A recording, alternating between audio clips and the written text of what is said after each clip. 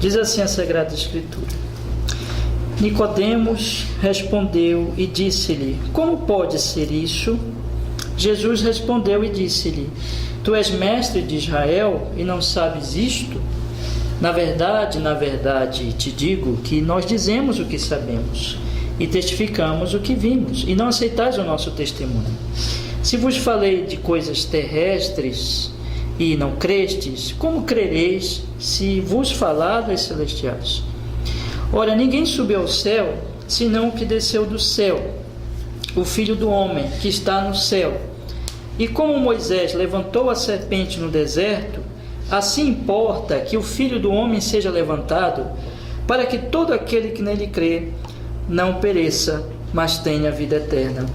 Porque Deus amou o mundo de tal maneira que deu o seu Filho unigênito, para que todo aquele que nele crê não pereça, mas tenha vida eterna. Porque Deus enviou o seu Filho ao mundo, não para que condenasse o mundo, mas para que o mundo fosse salvo por ele. Quem crê nele não é condenado, mas quem não crê já está condenado, porquanto não crê no nome do unigênito Filho de Deus. E a condenação é esta: que a luz veio ao mundo, e os homens amaram mais as trevas do que a luz, porque as suas obras eram más. Porque todo aquele que faz o mal odeia a luz, e não vem para a luz, para que as suas obras não sejam reprovadas. Mas quem pratica a verdade vem para a luz, a fim de que as suas obras sejam manifestas, porque são feitas em Deus. Estar com vocês hoje à noite é a salvação e a condenação, dependendo tão somente de Cristo Jesus, de como os homens reagirão a Cristo. Essa é a grande questão.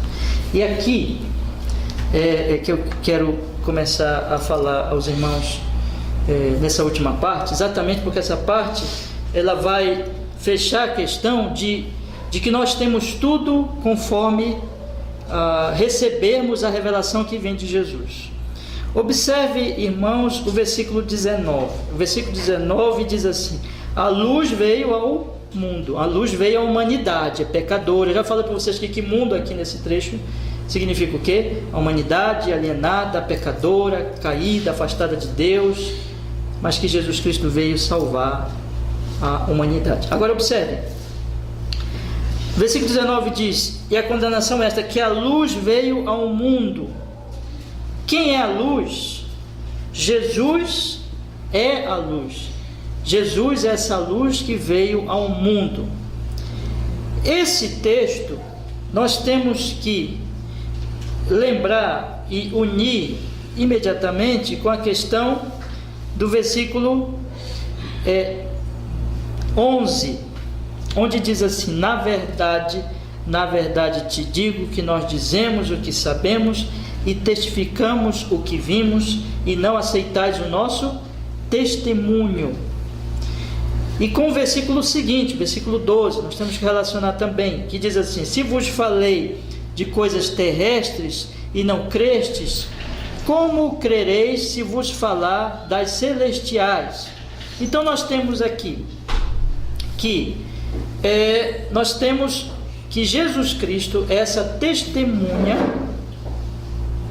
Não é alguém inventando uma história, não é alguém que está inventando uma história, mas é alguém que vem trazer testemunho do que ele, observem conforme o versículo 11, do que ele sabe.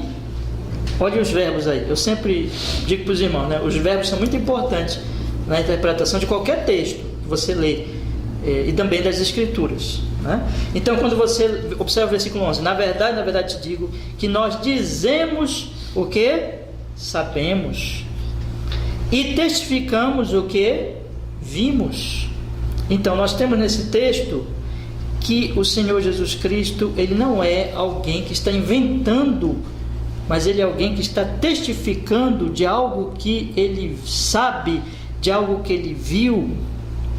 Agora, qual é a reação das pessoas que ele está aqui, de Nicodemos, do Sinédrio e dos judeus de uma maneira geral? Finalzinho do versículo 11, observe, irmãos: não aceitais o nosso testemunho.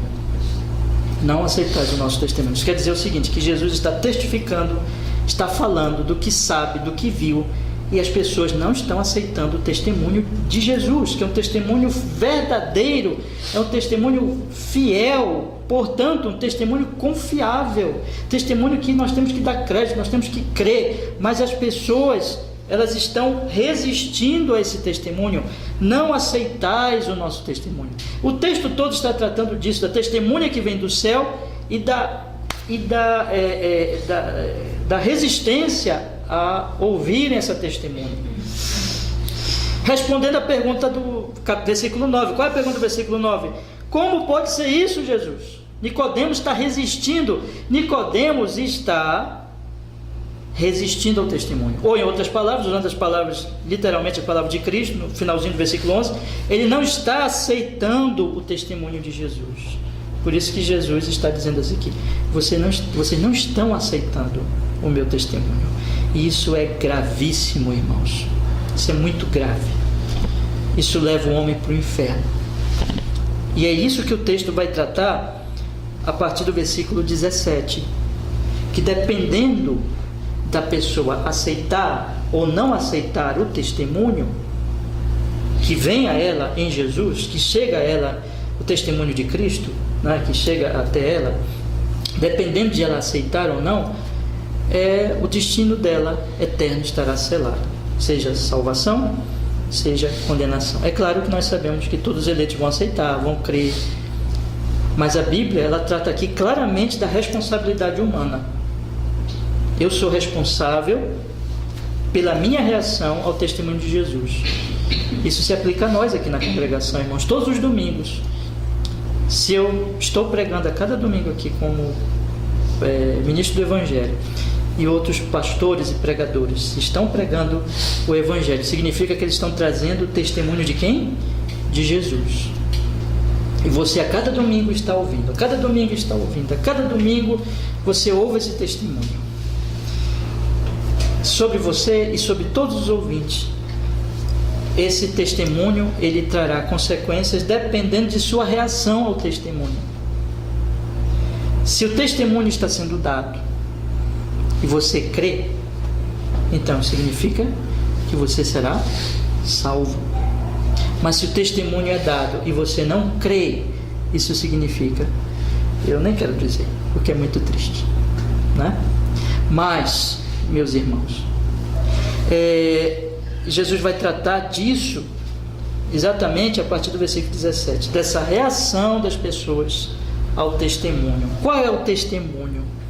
Qual é o testemunho? O testemunho que vem do céu é que Jesus é o Salvador único e que Deus amou a humanidade e que diz a todos os homens assim: creiam no meu Filho. Creiam no meu Filho. Há aqui um convite velado de Jesus a Nicodemos. Nós vamos observar, quando nós estudamos o resto do Evangelho, nós vamos observar que esse convite foi aceito. Nicodemos depois creu. Nicodemos nasceu de novo, creu, foi transformado. Ele vai aparecer depois na história do Evangelho de João como um crente. Mas, meus irmãos, eu quero aqui dizer a vocês, aqui Jesus está chamando Nicodemos: Nicodemos, preste atenção, você não pode continuar como você está, você não pode continuar no estado em que a pergunta do versículo 9 mostra que você está. Vamos olhar de novo o versículo 9? O versículo 9 diz assim: Nicodemos respondendo melhor, e disse-lhe: como pode ser isso? Com essa pergunta, Nicodemos, ele está resistindo ao testemunho de Jesus, conforme eu falei agora. Eu disse também, o que ele está fazendo aqui? Duas coisas. Ele está resistindo ao testemunho inteiro do Antigo Testamento, porque Jesus, ele responde, também já disse isso ainda há pouco, né? Jesus, ele responde no versículo 10: tu és mestre de Israel, não sabes isto? Como é que pode alguém que conhece o Antigo Testamento e não saber essas coisas? Em segundo lugar, ele está resistindo à própria palavra de Jesus, do verbo encarnado que está ali diante dele. E Jesus está, com todo esse trecho aqui, o que Jesus está fazendo nas entrelinhas, é chamando Nicodemos a deixar essa atitude de resistência à luz e ao testemunho dele, que é um testemunho que vem do céu. Jesus está chamando Nicodemos a deixar essa resistência. E nesse trecho, há uma aplicação bem direta do trecho para nós, é exatamente que o trecho que Jesus aqui com esse texto também está dizendo a todos nós: não resistam ao meu testemunho. Não resistam ao testemunho meu que vem do céu, mas sejam crentes. Porque a resistência é terrível, traz terríveis consequências. Jesus vai mostrar que essa resistência vai trazer uma consequência terrível, ao mesmo tempo em que ele vai mostrar que essa resistência, ela tem um motivo. O motivo também é horrível. Então, tanto o motivo é um motivo vil, sujo, terrível, como a consequência dessa resistência à pregação, ao testemunho de Jesus, também é terrível. E ele vai demonstrar isso aqui, meus irmãos. Então vamos olhar para o versículo 17. O versículo 17 diz assim: porque Deus enviou o seu Filho ao mundo, não para que condenasse o mundo, mas para que o mundo fosse salvo por ele. O propósito do nosso Senhor, amado Senhor Jesus Cristo, quando ele nasceu, quando ele se encarnou, ele se tornou um bebezinho, né? Foi um bebezinho. E ele cresceu, se tornou um jovem de 12 anos, jovenzinho, adolescente. Ele aparece na história bíblica bem novinho, discutindo, debatendo com os mestres no templo. Depois ele não aparece mais, ele já vai aparecer já adulto. Ele cresce, ele aparece já adulto e começa a pregar. É batizado por João Batista, é cheio do Espírito Santo, sem medida. É tentado por 40 dias por Satanás, resiste, vence aquela tentação, volta e começa a pregar, começa a curar, começa a se manifestar a Israel e a humanidade. E ele prega. O que é que ele prega, irmãos? Ele chama os homens ao arrependimento. Jesus Cristo veio não para trazer uma mensagem de condenação, nem para, observem, para trazer a condenação. Ele é o Salvador. Observem que Jesus, como é que nós chamamos Jesus? De o Salvador, de o Redentor. E aqui o texto acrescenta, né? A luz do mundo. E essas denominações a Cristo mostram que ele não veio para condenar, mas ele veio exatamente para resgatar o que está condenado, para restaurar, recuperar o que está perdido. Ele veio para a humanidade, para a salvação, e é isso que o versículo 17 vai nos informar: porque Deus enviou seu Filho ao mundo, não para que condenasse o mundo, mas para que o mundo fosse salvo por ele. Esse é o propósito de Cristo em relação a esta humanidade caída, pecadora, condenada. Ela está condenada, mas Jesus veio para salvá-la. Jesus veio para salvar esta humanidade. Aí o versículo 18, ele avança no ponto e no argumento, dizendo o seguinte, vamos ler então: quem nele crê não é o que, irmãos? Condenado. Mas quem não crê já está condenado, porquanto não crê no nome do unigênito Filho de Deus. Aqui agora ele vai falar da questão da responsabilidade humana. Jesus Cristo, ele veio a esse mundo para a salvação, ele veio para salvar essa humanidade caída, mas como é que as coisas vão se processar, irmãos? Quem crê em Jesus não é condenado. Ele veio para salvar, ele veio para morrer na cruz, ele veio como uma expressão do amor de Deus suprema. Não há expressão maior que essa. Deus deu o seu Filho, de tal maneira amou o mundo que deu o seu Filho, como diz o versículo 16, de maneira que quando ele começa a ser anunciado, seja pelo próprio testemunho de Jesus ali naquele momento que ele estava na terra, como o testemunho anterior, sim, o testemunho anterior daqueles que falaram antes dele vir, que profetizaram a vinda dele, seja o testemunho também dos posteriores, ou seja, dos apóstolos e de toda a igreja até a volta de Jesus, todo aquele que ouve esse testemunho e crê nesse testemunho, o que vai acontecer com ele? Versículo 18, quem nele crê não é o que? Condenado. Quando você ouve esse testemunho, você confia em Jesus, vai acontecer com você o que semelhante ao que aconteceu nos tempos de Moisés com relação à serpente. Vamos ler o versículo 14. E como Moisés levantou a serpente no deserto, assim importa que o Filho do Homem seja levantado, versículo 15, para que todo aquele que nele crê não pereça, mas tenha o que, irmãos? A vida eterna. Vida eterna. Faça parte do reino de Deus. Já mostrei para os irmãos que vida eterna é um paralelo também do reino de Deus. Quem está no reino tem vida eterna.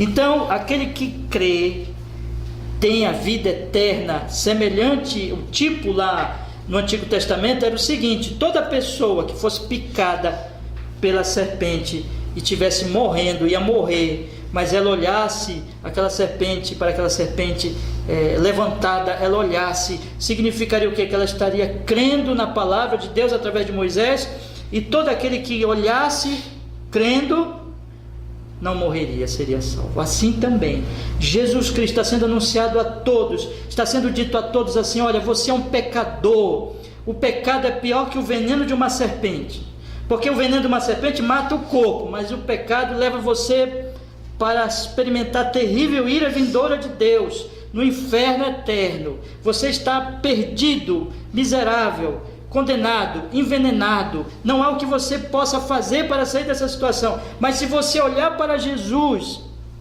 se você confiar nele, apenas nele, na cruz, você confiar que aquele sangue derramado na cruz é suficiente para limpar os teus pecados, se você confiar nisso, se você depositar sua fé em Jesus, sem nenhum mérito seu, sem nenhuma obra sua, por aquilo que ele fez na cruz, você não será condenado, você será salvo, você terá vida. Então, ó homem, creia. Essa é a proclamação da igreja, entende, irmãos?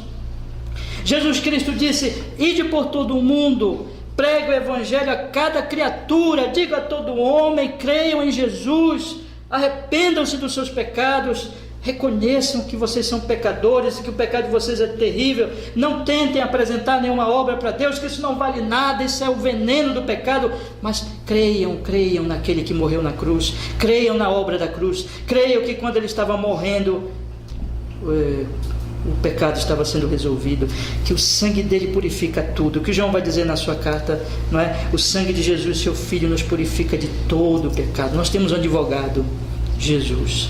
Todo aquele que crê será salvo. É isso que nós pregamos, irmãos. A igreja também não prega condenação.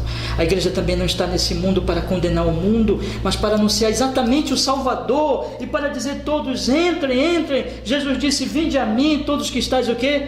Cansados e sobrecarregados, eu vos aliviarei. Eu sou a porta, entrem.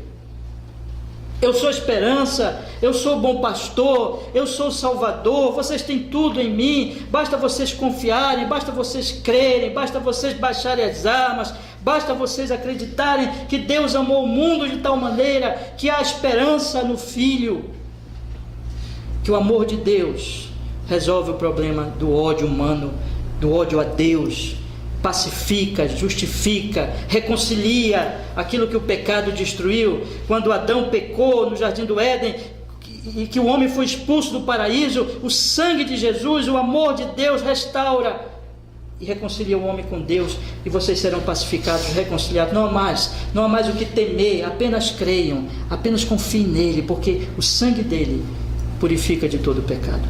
É a fé em Jesus, a fé salvífica. Não é a fé nos sinais do final do capítulo 2, não é a fé apenas no pão físico, mas a fé no pão espiritual. Não é apenas querer comer pão físico, mas se alimentar de Cristo como o pão da vida, confiar nele como Salvador.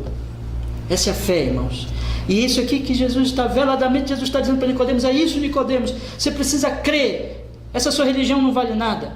Você precisa crer, você precisa confiar em mim. Dependendo disso, se você crer, você será salvo.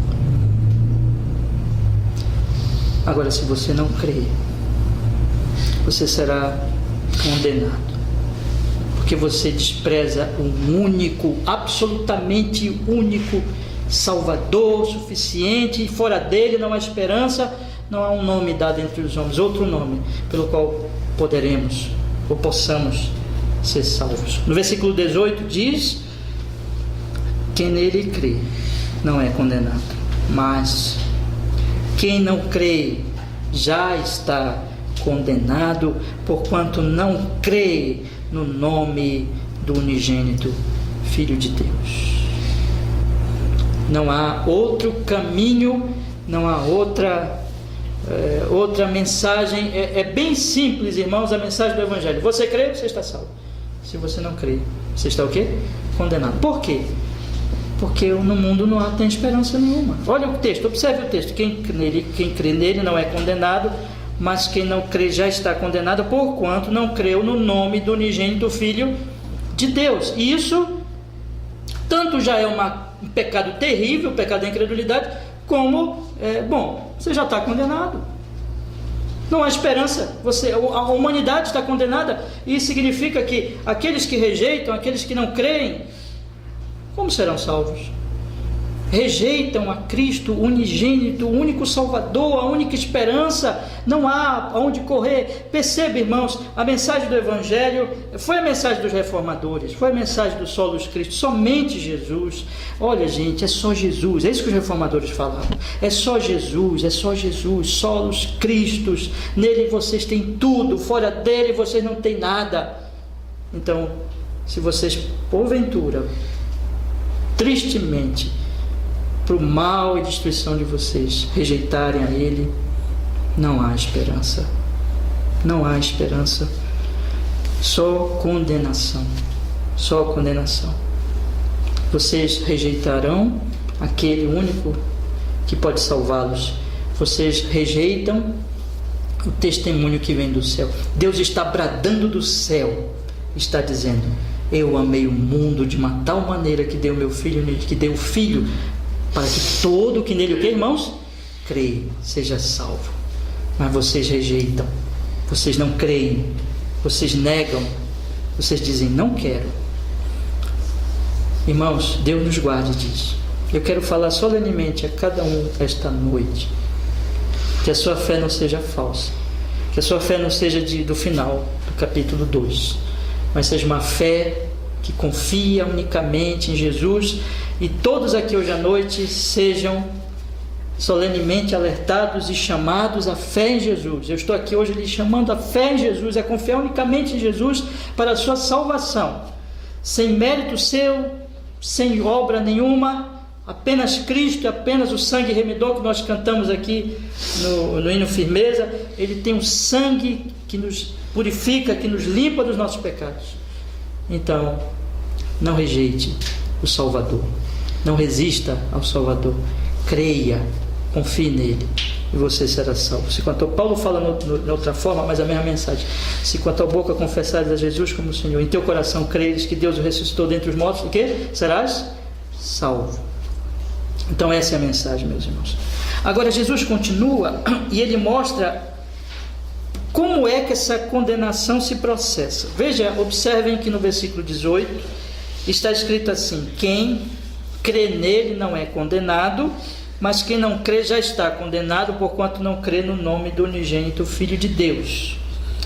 Do versículo 19 ao versículo 21, os 3 últimos versículos, Jesus mostra como essa condenação se processa. Ele vai mostrar por que os homens não creem. E o fato dos homens não creem é a coisa mais louca desse mundo. O motivo deles não creem é a coisa mais louca possível. Observem, quando Jesus diz assim: e a condenação é esta, ele está como que dizendo assim: como essa condenação ocorre, qual a origem dela. Vejam como ela se processa, a condenação.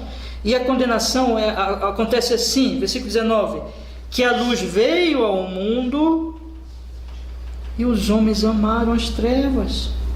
E mais, amaram mais as trevas do que a luz.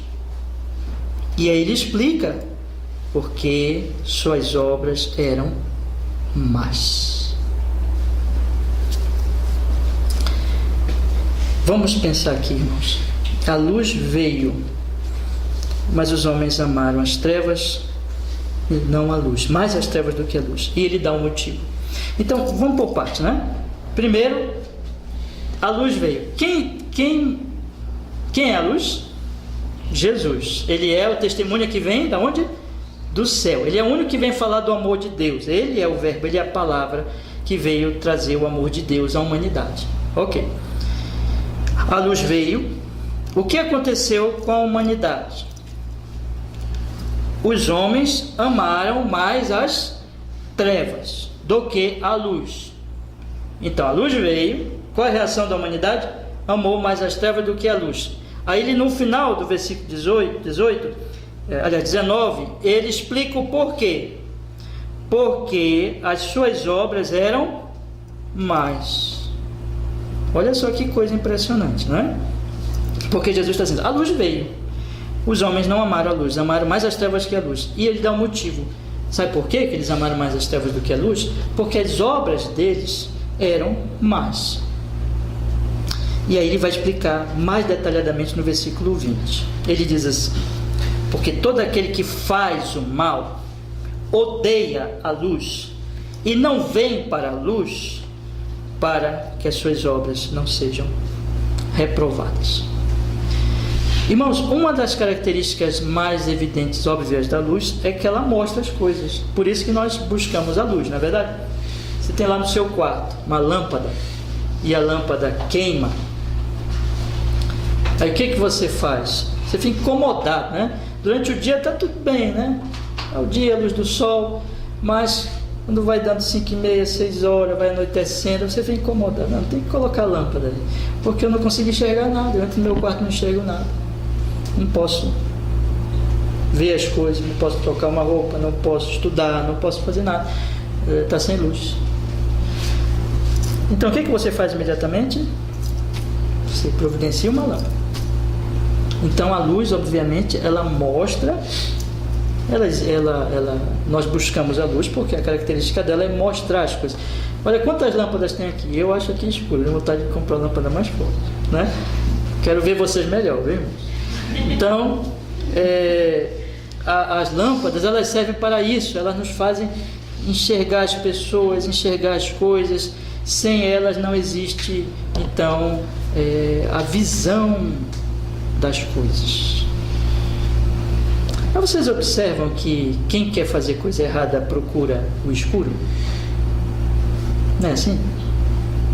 Quem quer fazer coisa errada procura o secreto, procura as conversar secretamente, não é? Procura as sombras.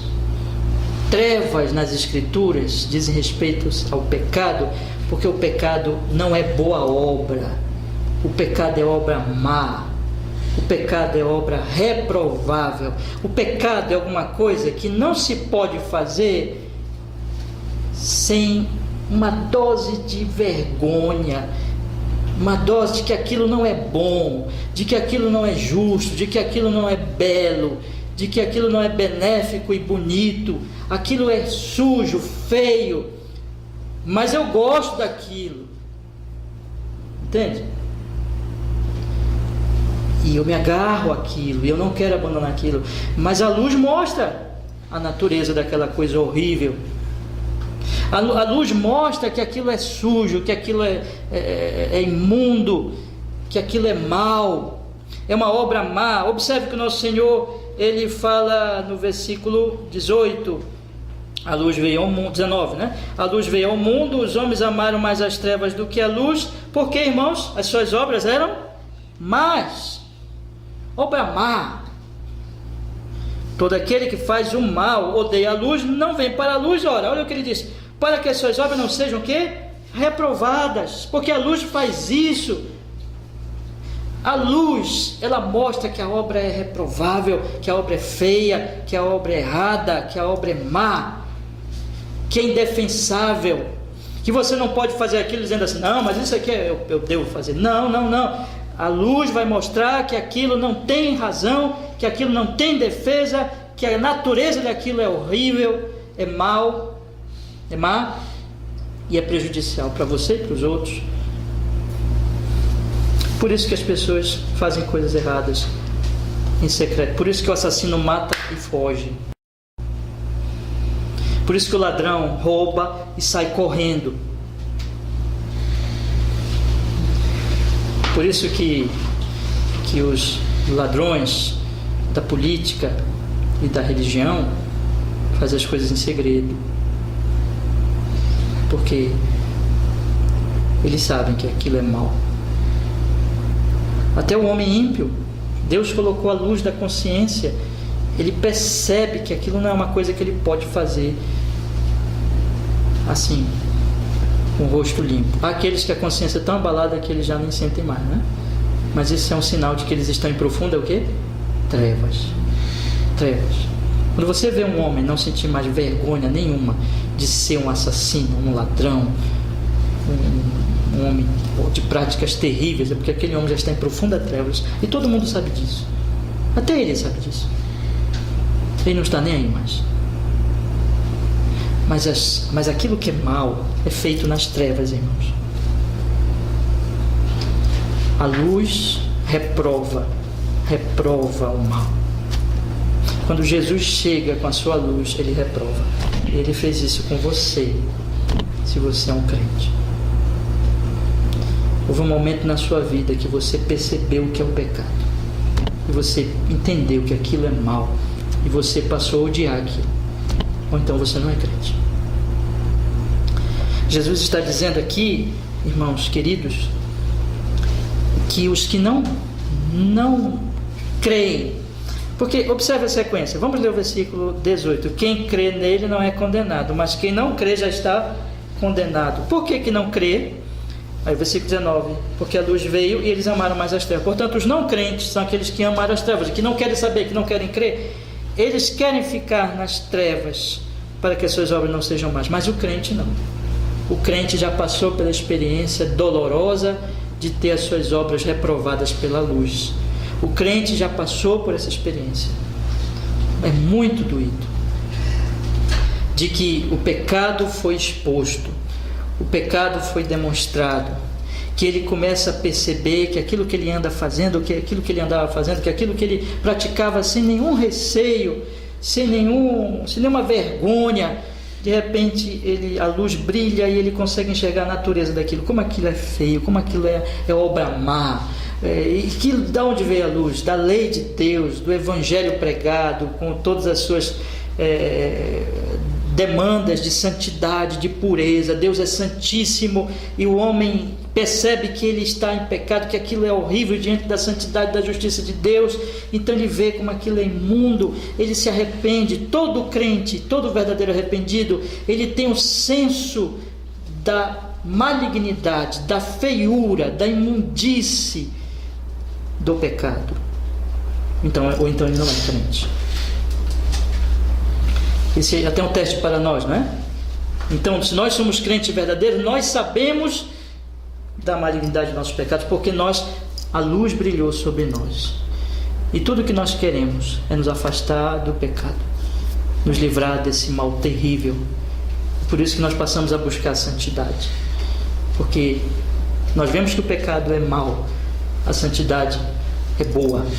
Nós vemos que o pecado é feio, é imundo, é ridículo, é indefensável. A santidade é linda, é gloriosa, é bela.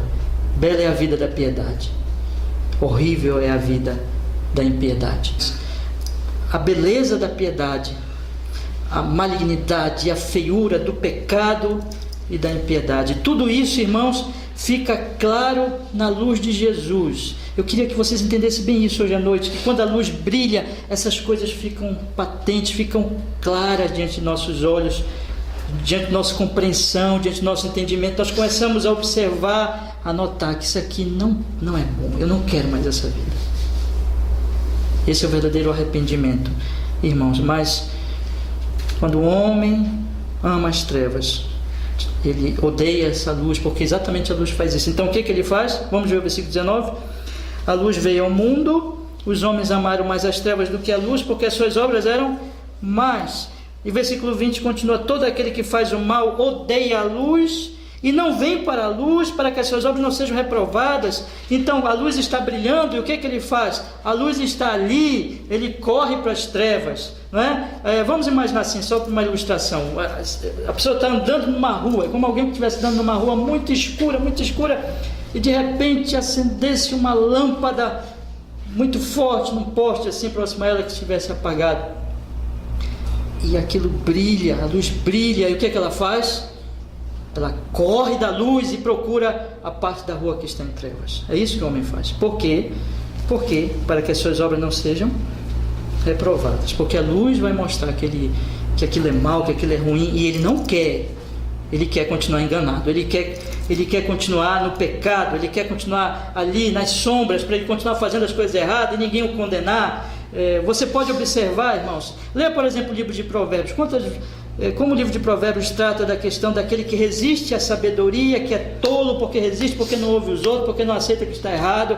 É essa a vida, esse homem incrédulo que não aceita os seus pecados, que não reconhece e que se afasta da luz, exatamente para que as suas obras não sejam reprovadas. Mas aí Jesus conclui no versículo 21 falando do oposto, né? Ele está colocando aqui duas situações. No versículo 20 ele diz: porque todo aquele que faz o mal odeia a luz e não vem para a luz, para que as suas obras não sejam reprovadas. Mas olha o oposto no verso 21: mas quem pratica a verdade vem para a luz, a fim de que as suas obras sejam manifestas, porque são feitas em Deus.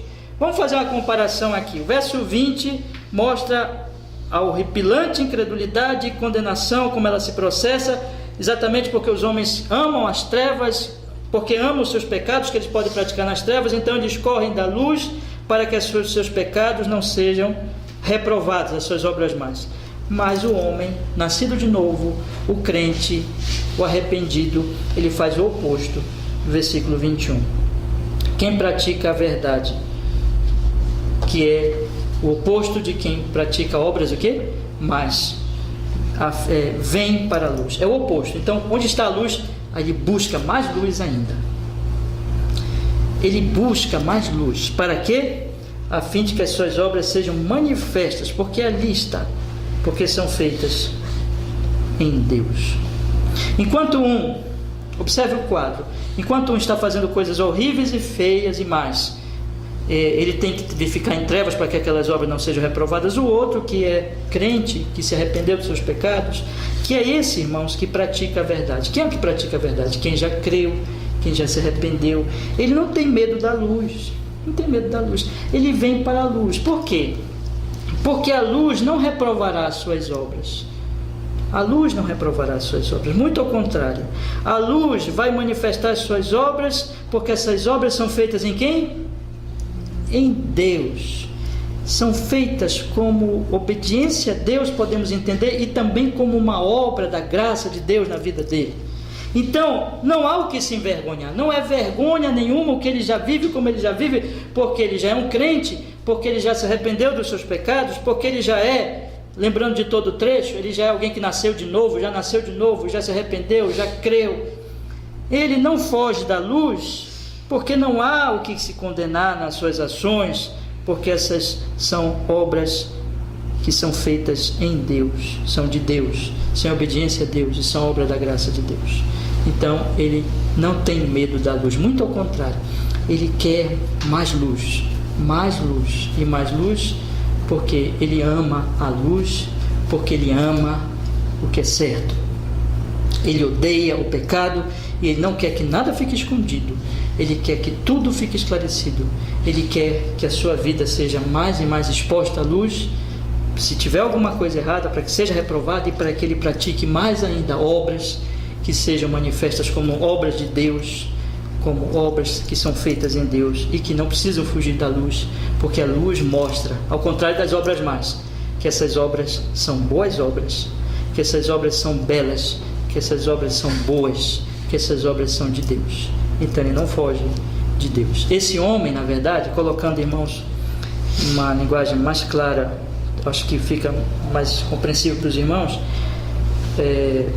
repetindo e melhorando a explicação anterior, ele nasceu de novo, ele, portanto, já se arrependeu, e o arrependimento, ele já se arrependeu, ele já creu, ele já se aproximou de Deus, ele já é de Deus, então ele não foge. Aquilo tudo, a luz vai mostrar que aquelas obras dele são obras boas, e a vida dele já foi transformada, e aquilo vai glorificar a Deus. Qual é o efeito disso, irmãos? Vamos dar uma olhada aqui em Mateus, comparando Escritura com Escritura.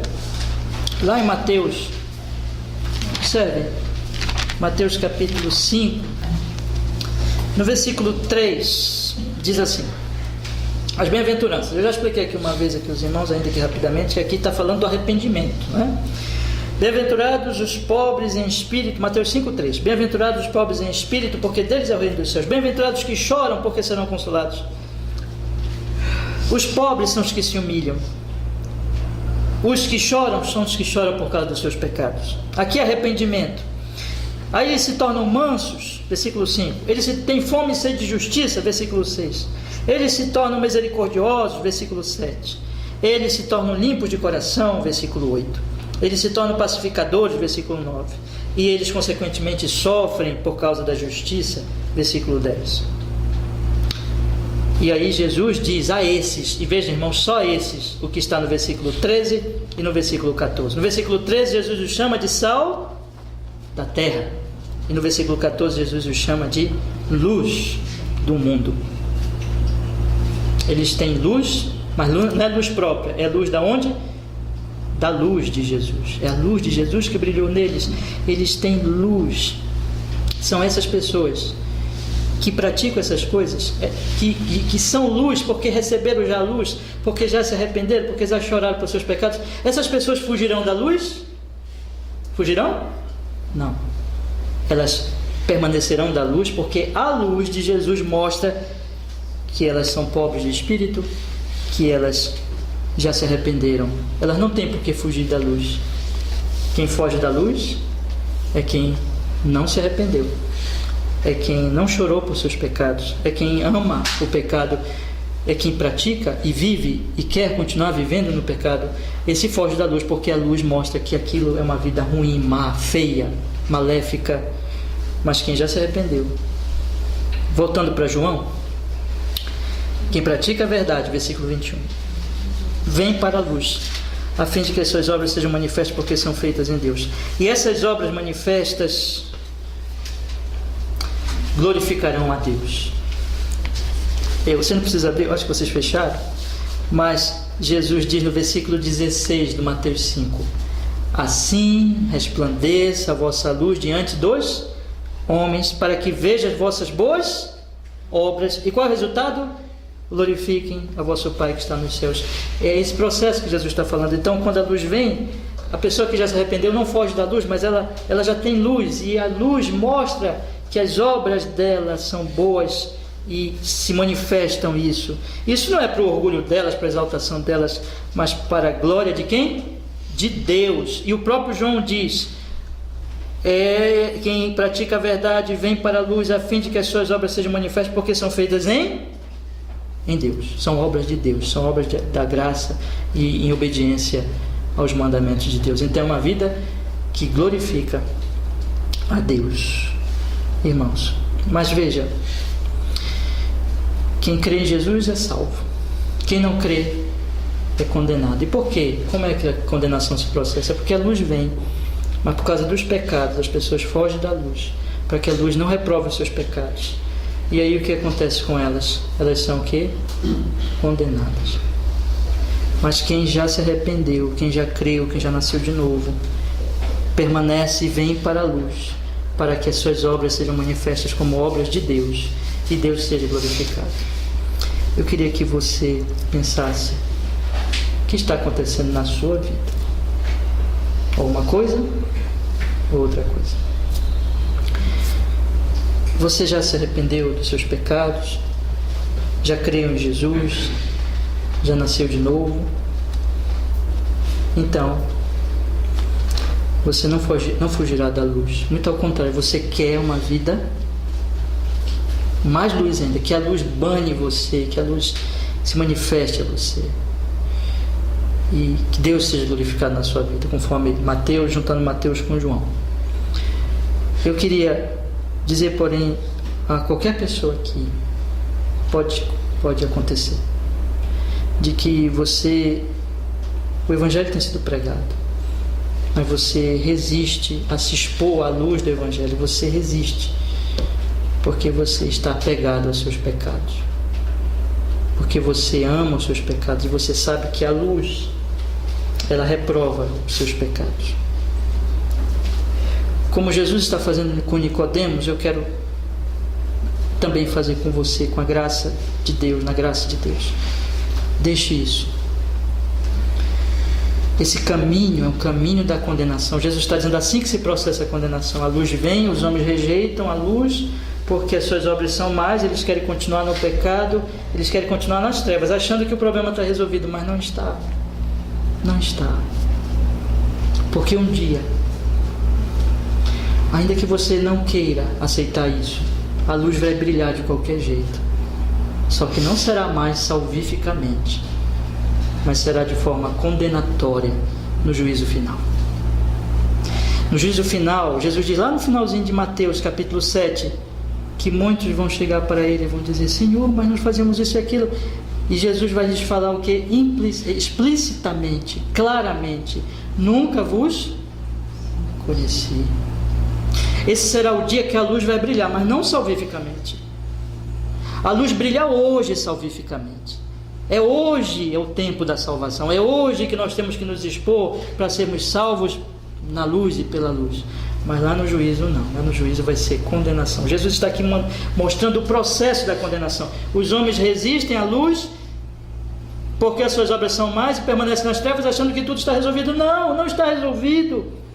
Eles estão condenados.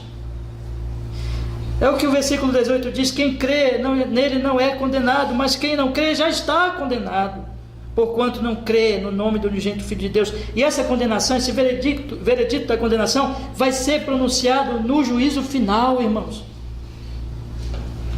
E nós precisamos alertar todos: não resista à luz, mas busque a luz, se exponha à luz, corra para a luz. Se você não tem certeza que nasceu de novo, que se arrependeu, que creu, vá a Ele e diz: Deus, tem misericórdia de minha alma, tem misericórdia de mim, eu não quero fugir da tua luz. Não fuja da luz, corra para a luz. Se há dúvidas e incertezas no seu coração, não é a hora de você correr da luz, muito ao contrário, para você ir em direção à luz. Ore mais, clame mais, leia mais sua Bíblia, medite mais, suplique mais a Deus. Não corra da luz, mas se exponha à luz. É o que Jesus está dizendo para Nicodemos. É o que Jesus está dizendo para todos nós. E quando nós não fugimos da luz, mas nós corremos para a luz, nós não seremos. Não fugimos dela, mas corremos para ela, nós não seremos condenados. Porque isso vai significar, isso já é um indício maravilhoso de que nós somos de Deus. Porque quem é de Deus não foge da luz, mas corre para a luz. Vá a Jesus, creia nele, arrependa-se dos seus pecados, aproxime-se da luz e você será salvo. Amém.